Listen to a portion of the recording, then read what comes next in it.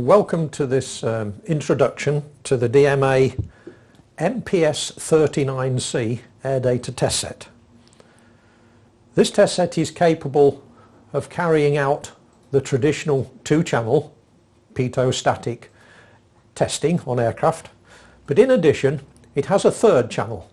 So you have pitot-static, pitot-total, and then angle of attack. This third channel enables you to test aircraft which are fitted with the smart pneumatic angle of attack sensors. The test set can be used for conventional aircraft as a two-channel instrument, or with the third channel for testing the angle of attack. We're going to go through the procedures for you and tell you just how the instrument can be operated. So we'll break for a moment while we now reorganize the front panel so that we can go through its capabilities in detail. So now we've reorganized the equipment, we'll go through and describe what we have here on the front panel in terms of all the capabilities and facilities. Let's start off with the incoming power. It will work from any voltage from 90 to 260 volts and any frequency from 48 to 440 hertz. So it's good for any national supplies and also for aircraft supplies.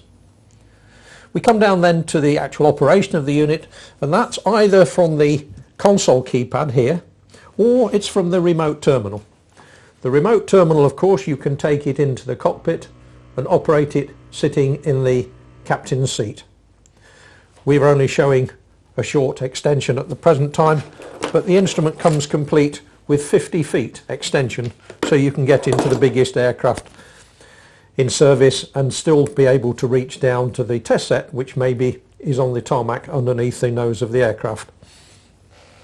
We come now to describing the pneumatic outputs here.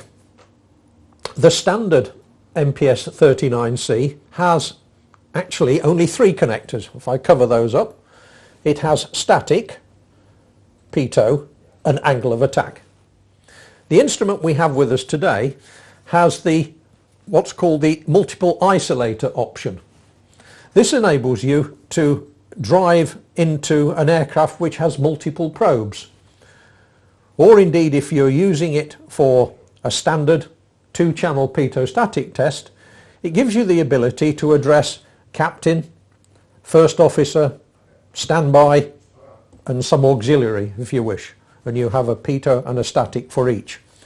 In the angle of attack mode, we reconfigure these, and we will discuss those in a moment or two.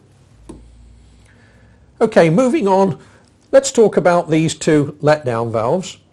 They are simply there for emergency use, and they're there because perhaps during the test you've reached a test point of a high altitude and a high airspeed, and for some reason you lose all power. It doesn't make sense to leave the aircraft in that condition, so you have the ability to gently open these valves and allow Mother Nature to bring the aircraft down to ground level conditions. Moving on, this in the middle here is actually a Labyrinth seal sense port, so that the instrument sensors inside the instrument are able to read the ambient pressure. It's a Labyrinth seal so that any water impinging on the front panel will not get into the instrument, and yet the instrument can read the ambient pressure. The two connectors above, an external and an external vacuum and an external pressure, are for auxiliary use. If you are using the DMA Pitot-Static Adapters, we adopt a principle where the static adapters are held onto the aircraft fuselage with a vacuum, so we provide you with the vacuum. External pressure is perhaps there available if you wish to use your own pumps rather than the internal pumps. Moving down to the bottom here, we have a drain capability, such that if you're working in a very humid environment or a humid part of the world, there's the capability of getting condensation within the tester. By pressing this ball there with a sharp instrument, perhaps every week or couple of weeks or every month, it will actually blow out any droplets of moisture that they may be collecting inside the instrument. Moving on to the remote control unit. The remote control unit is connected here, and this is an RS-232 connection. And you can drive the instrument either from the local display or from the remote, as we've already discussed. And you can also use this same connector for driving the instrument with a PC if you wish, so that you can do remote PC control. Just above there is a connector for a memory stick, so that if you do your testing and you want to record the results, you can put all the results direct onto a memory stick. In the bottom corner of the instrument here, we have a strong ground point so that you can ground the aircraft and the test set. There is a ground, of course, within the actual multi-core supply cable, but in addition you have that grounding point as well. Coming up to the top here, we have a three-way switch. This is because not only is this instrument powered with AC supply, it has built into it battery supply, and you have the ability here to switch on or to switch down for battery charge if you wish. As it happens, when the aircraft is connected to the AC and as switched on, exactly as we are at the moment, the battery is being charged in any case. So we've just about covered all the front panel different items. The box itself is a very versatile box. It comes complete with a tow handle external here. It has grab handles so that you can pick it up and move it around. The lid, you will notice, is removed. This is something quite probably unique to ourselves. This type of case, generally speaking, you are not able to remove the lid. However, we machine them such that you can remove them so that they're not in any way an obstruction while you are working. Okay, having finished the general description of what we have here on the front panel, we're going to zoom in now and start to talk about the actual business of operating the test set. Right, we've reorganized the shot so that we're able to zoom in and show you what's happening on the control keyboard and the display. The screen you see here on the console is the normal screen that will be shown after the initial startup. We're not going to do the initial startup only to save time. Your time is precious. When we're ready to begin, we then press the control key. This brings up the display of all the active parameters. At this stage, it is worth just showing you how you change over from the console to the remote. At the moment on the remote, it tells me that console control is in operation. If I wish to take control onto the remote, all I have to do is press key 2. Now I am in control on the remote, and back on the console it shows terminal control. To go back to the console, we press key number 1, and this goes back to saying console control. I'm going to put this on one side now, and we won't use this for the rest of the teach-in because it's easier to see it from the console. Okay, now let's describe the display. It's effectively 3 columns: altitude, airspeed and rate. It looks a little complicated, but really it isn't. It's 4 lines. If you think of the top 2 lines, just ignore in your mind for the moment the bottom 2. It shows me the simulated value of altitude and the commanded value. The commanded value just happens to be the pressure of the day as been sensed here from ambient pressure. Under airspeed, we have the simulated value, the actual value, and the commanded value, and similarly with rate. Underneath, the 2 bottom lines are exactly the same, but they're in engineering pressure units. They're actually showing inches of mercury, simulated and command. In other words, the command value of 640 feet in inches of mercury is 29.236. Now, to address the individual command values, to change them, we have a cursor here. The cursor is able to be incremented around the screen with these two left and right arrows. I'm now looking at the command for altitude, and I can enter a test point. For example, 2,000 feet, and then enter to confirm. The test set will now go to 2,000 feet and control at the demanded value. I don't have to wait. I can now move the cursor to the airspeed and ask for 250 knots, enter. And it will now take us to 250 knots at the same time that the altitude is moving. The altitude rate is a demanded 3,000 feet per minute. I can change that if I wish by incrementing to that and moving on, which we'll do in a little while as we move through different test points. So here we are, we've reached 2,000 feet. We're just coming up to 250 knots. When you reach 250 knots, there is a small audible beep. You perhaps can barely hear it. In a noisy hangar, you would not hear it. In an avionics laboratory, yes, it would perhaps be useful. But here we are. We've reached our 2,000 feet. We've reached 250 knots. Under normal working conditions, this is probably where you would do a small check to make sure that there are no problems with all the piping to the aircraft. And you have a leak test key. If I press the leak test, immediately the screen changes and shows me the number of seconds from the moment I press the leak test. And then I have altitude rate, and we're in feet per minute, and airspeed rate in knots per minute. So you see we seem to have a small leak of 10 feet per minute and an altitude, an airspeed of 0.1 knots per minute. If we left it for some considerable time, these would probably decrease because a lot of this is temperature induced effects. When you've decided that the leak test is okay and you want to carry on, simple matter of go back to the control mode. You can then go ahead and move on to whatever test points are called for in your particular regime.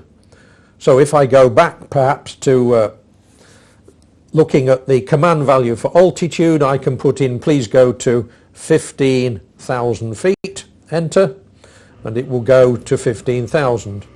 I move the arrow again onto the command value for airspeed and say please give me 350 knots, enter.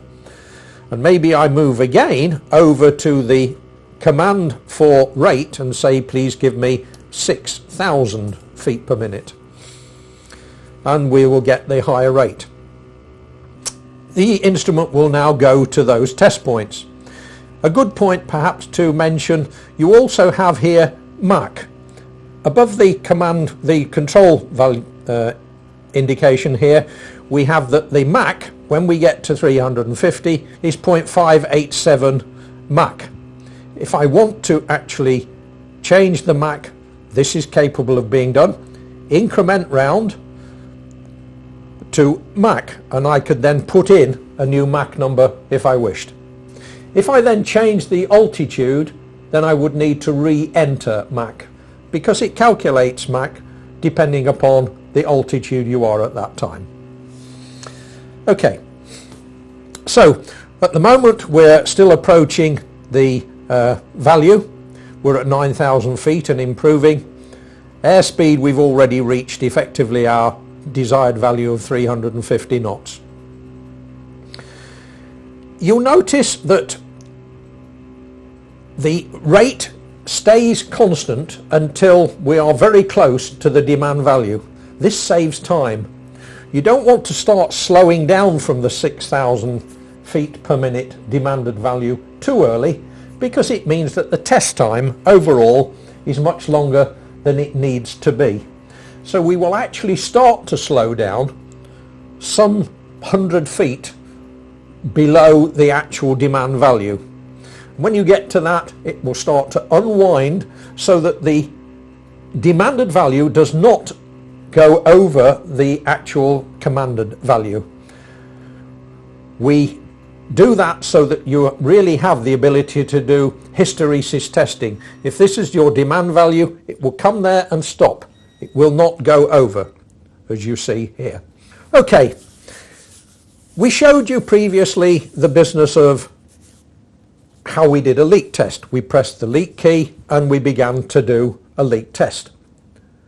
If you have the multiple isolator option that we talked about some moments ago, you do have the ability to actually test the individual lines rather than everything together, which you do under leak test.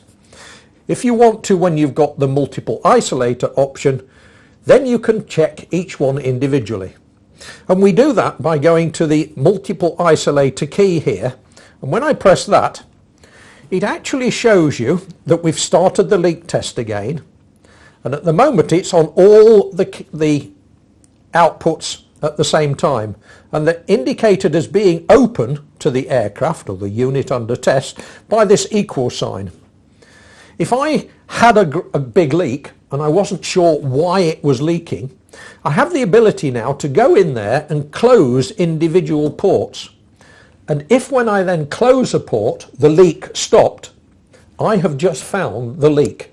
And that can save an enormous amount of time when you're doing testing on the aircraft. To close them, if I press the 1 key, because these are enabled 1, 2, 3, 4, 5, 6, 7, 8. So if I press the static, maybe it's the captain's, we have a cross. It says I've closed the captain's. Over here, the signs for the multiple isolators have disappeared, because what's happening is as soon as we start to do a leak test of the statics, the pitos are left in control, just in case there is a very significant leak, and we will stop there becoming any nonsensible values created. And I can close all the different ports, or I can open them again, very simply. And similarly, if I want to say, well, maybe it's a pitot that's leaking, I can close any of the 5, 6, 7, 8, as we see here. And in this case, the statics remain in the control mode. It's a very useful feature, and it's very popular. So let's open them up again, 5, 6, 7. So they're all open. To go back to the normal control mode, we merely press Control. While we're at this value, it's worth talking about the measure key.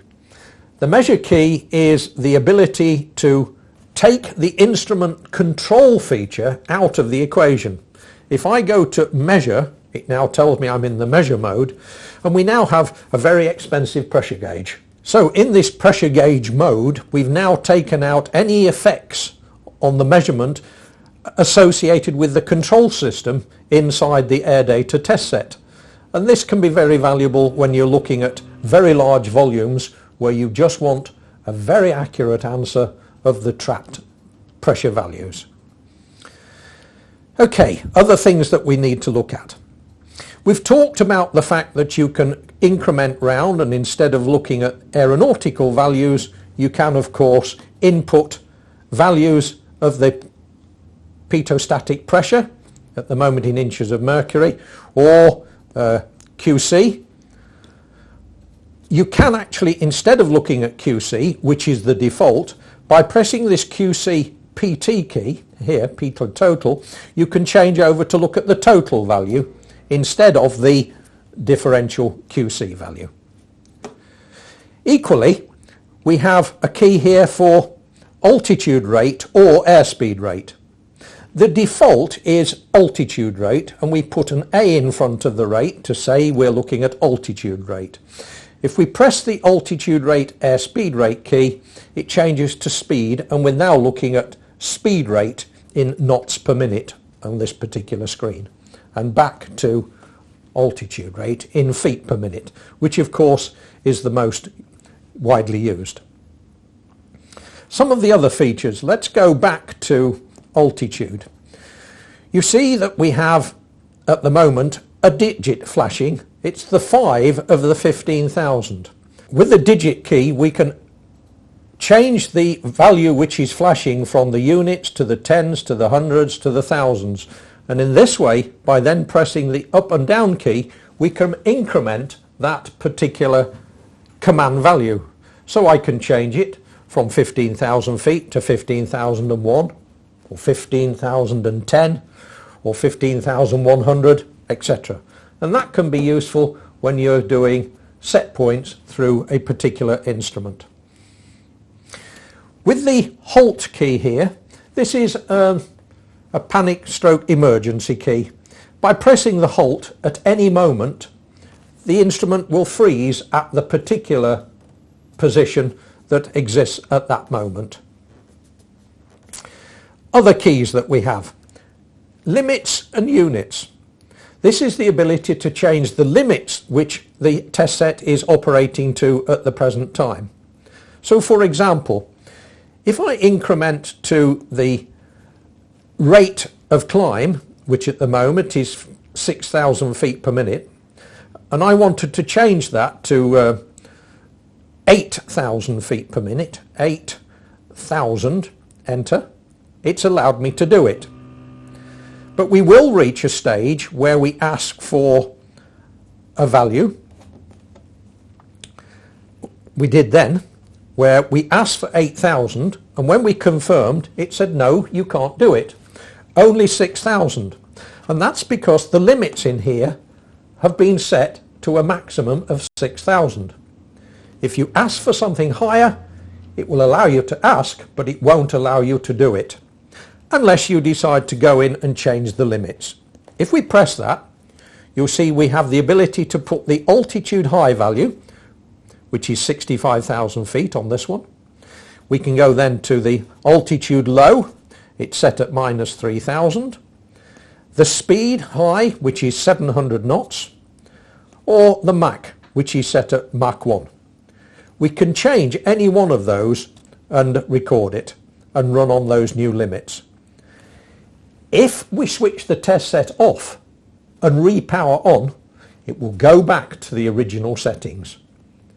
You can change them permanently if you wish, but then it's under a pin control so that no one is doing this who is not authorized to change the limits.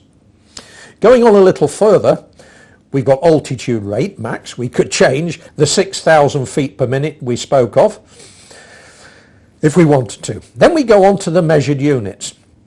At the moment we've been looking at feet per minute, if you remember. If we wanted to, we could change it to meters, or we can change it to hectometers and then back to feet. Or we have knots for the airspeed, or we could be in miles per hour, or we could be in kilometers per hour and back to knots. And then lastly, the actual pressure values. If you remember, we were in inches of mercury. Here we are.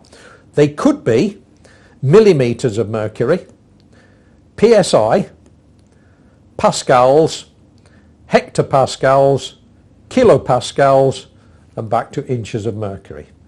By landing on any of those others and then coming out of the limits units key, we would have changed them. Now we are back to the normal. So we've described most of those keys so far, except perhaps for the execute program.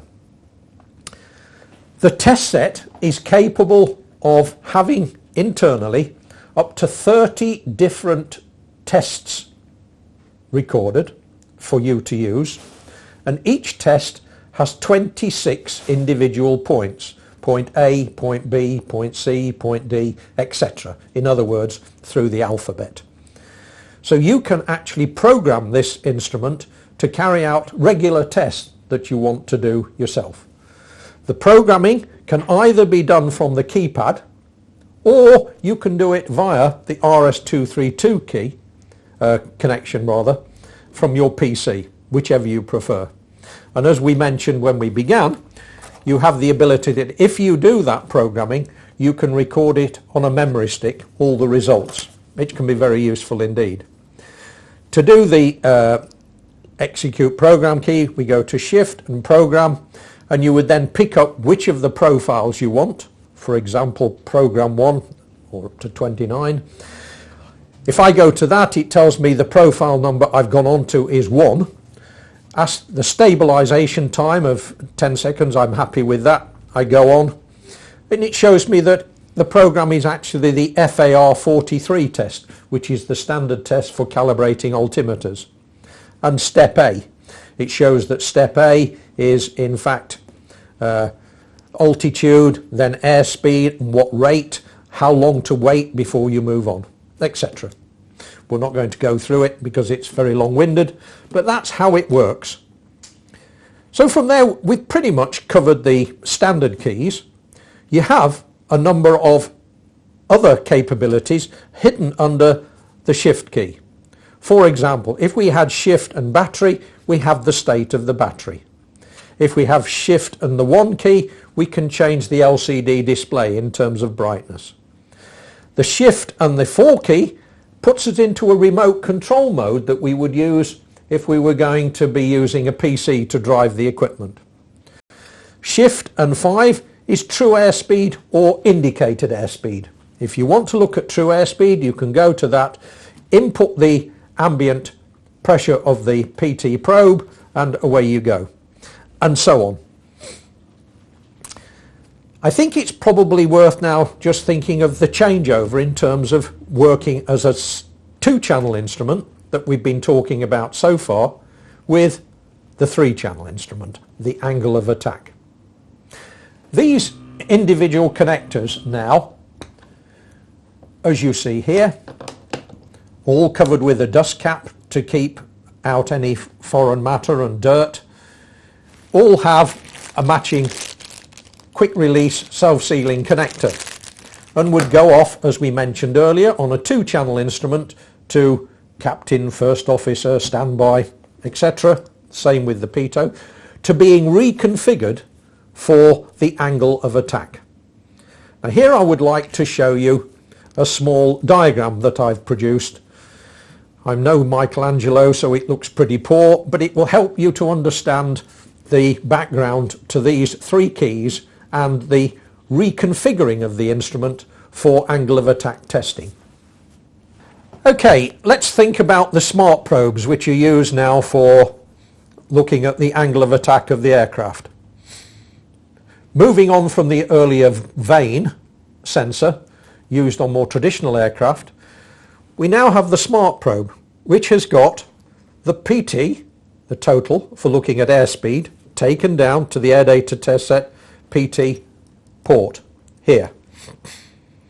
We also have the traditional static port going down to the Pitot-Static here.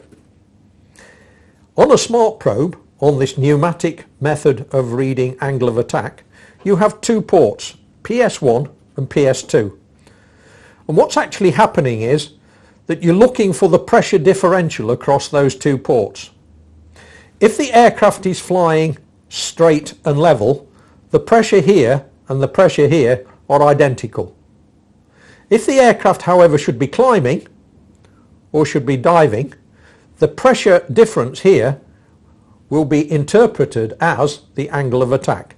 And we therefore take that as an angle of attack connection to the aircraft and through to the air data test set. And we will then be interpreting the difference between the angle of attack port and the Pitot-Static port as angle of attack. And we can now put the test set into the angle of attack mode.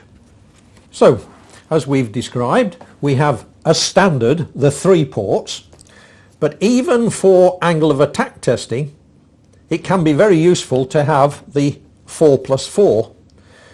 And this is because on many of the aircraft, particularly on aircraft like the Embraers 170 and 190s, you have multiple probes on the fuselage nose. In fact, you have 4 probes. You therefore have the ability to reconfigure these ports, so this becomes static number 1, static number 2, But this then becomes angle of attack and angle of attack. And you can use these in combination to look at two of the angle of attacks if you wish, and open the appropriate ports as you wish via the multiple isolator. The thing now is to reconfigure the control of the instrument into the angle of attack mode. Instead of being the standard 2-channel one, we now go to angle of attack. And we do this by pressing the Shift key and the negative. This has now reconfigured the screen. We now have Pitot-Static number 1's value in inches of mercury. We have then the pressure differential in inches of mercury, and we have the Pitot total value in inches of mercury. And we can look at the different ones and input new values. So the Pitot-Static 1 is the value of the pressure here.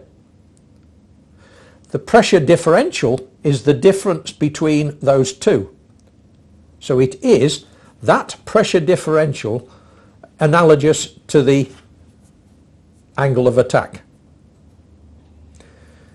You can, in addition, via the QC-PT key here, instead of looking at pressure differential, you can look at Pitot-Static 2 as an absolute pressure. So you've got Pitot-Static 1 in inches of mercury, and you've got Pitot-Static 2 in inches of mercury. The difference between the two is what PD2 is, the differential.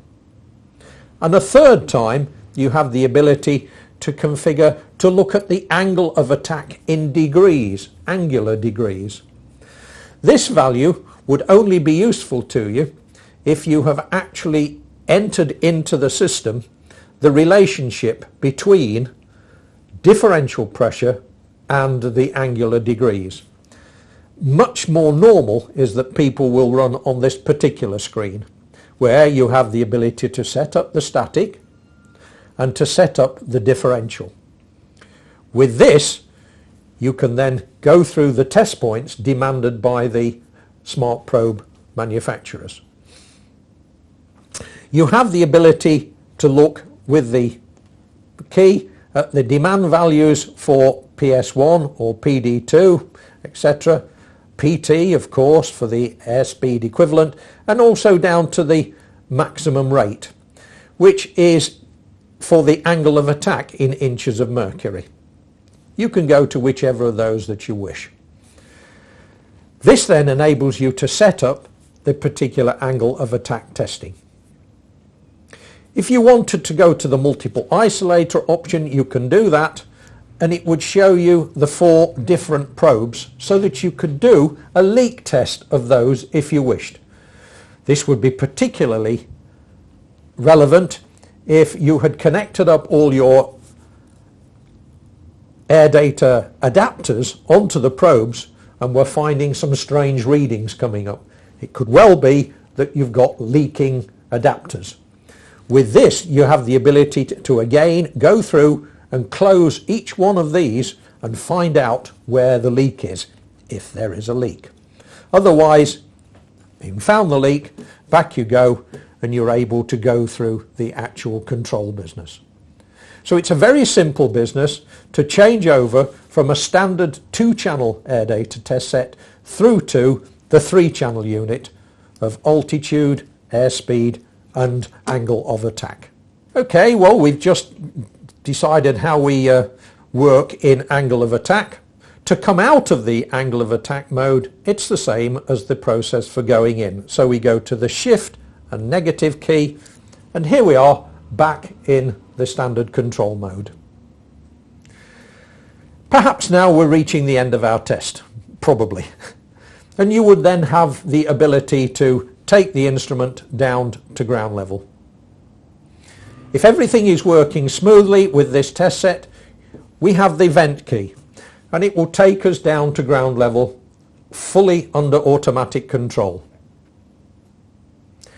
We talked at the very beginning of this little exercise of what happens if you've no power. that you have the letdown valves. It's very rare that you would need that on this particular instrument. If we just go to a slightly more wide angle shot, what I want to show you is that you do have the capability with this instrument that if we remove the AC power, just as might happen in the hangar, if one of your colleagues decides he wants the power outlet more than you do, which could be a catastrophe with many instruments, but with this test set it's not a problem at all. We have 4 hours of operation inside this. It will continue to work without any problem whatsoever. Indeed, you can even use the DC power from the first moment if you wish. If you have to take the test set out to the ramp and you don't have an AC outlet, not a problem, use the DC instead. With this DC capability, it does mean that now, if we've lost the power, the vent key will still work perfectly normally. You always know when you've lost your AC power because the power indicator lamp has been extinguished when we lost the AC. When we reconnect, the instrument just carries on totally normally, absolutely no interruption. So even if it's a temporary loss of power and reconnection, the test set has absolutely no problem with this situation. Okay, so now we have the ability to press the vent key, which tells me vent in the corner here, and the instrument will now, under automatic control, go to ground level, ambient pressure. At the moment it has put in a figure of 640 feet, or 29.236 inches of mercury, and of course an airspeed of 0.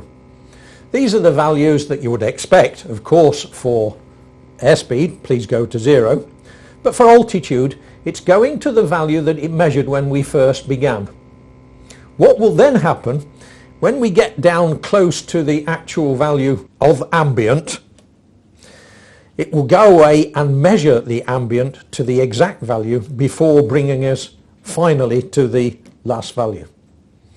The other thing it does under the vent mode is that it changes the rate of climb to 3,000 feet per minute. So it will decrease down to ground level at minus 3,000 feet per minute. This is a safety value. You can change this value if you wish under pin protection, but otherwise it's put in there as a safe value for pretty much most civil airliners. It will take us a little while to get down because we were at 15,000 feet. So of course to get down to 640 feet, 3,000 feet per minute, it's going to take us a few minutes. So while it's doing that, I'd like to explain to you just some of the items that come with the instrument as standard. We have here a number of the different paperworks. First of all, of course, is the operating instructions and the user manual. This takes you through all that I have been describing here over these last few minutes. In addition, you have the calibration and adjustment manual. These test sets are accurate to the levels required for RVSM, reduced vertical separation minima, which does mean that the Pitot-Static channels have an accuracy of better than 0.003 inches of mercury over an entire year. Those 3,000ths inch of mercury is equivalent to 0.1 hectopascals. The recalibration, therefore, needs to be against a very good primary standard. What will happen under the calibration routine is that we will align this test set with the unit that you are calibrating it against. So if you calibrate it against a primary standard deadweight tester, for example, you will get a very good calibration. However, if you calibrate it against a piece of string, you will get an awful answer. So the calibration, of course, is important. In the calibration and adjustment manual, we tell you exactly how to calibrate the instrument. We're happy to do this for you ourselves if you wish to return it to ourselves, but you can do it yourselves if within your organisation you have the necessary standards. Finally, we give you our QA document, which includes in addition the actual calibration certificate for when it left us in the plant.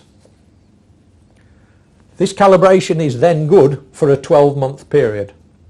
From the day we calibrate it to 12 months later, the calibration will not go outside of that 0.003 inches of mercury or 0.1 hectopascals level. It will stay within those control values due to the quality of pressure sensors that we use within these instruments. We've just about covered everything. We're getting now quite close to the actual desired value. We've already got to an airspeed of 0. We're aiming for 640 feet. We're already down at 1200, so we're well on our way. In a few moments it will go and check the actual pressure to make sure that there hasn't been a dramatic change of ambient pressure during the test. And here we are. It says wait while we do the ambient reading, which just takes a few moments while it sensors via the port that we mentioned earlier, and then it tells us ambient pressure reached.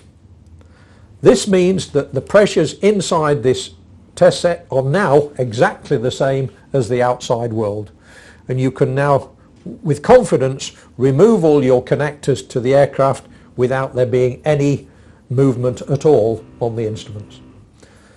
And that effectively brings us to the end of this introduction of the instrument. We hope you found this useful. If you have queries, then of course please contact us direct and we're more than happy to help. Thank you for your time and for going through this with us. We hope it was useful. Thanks again.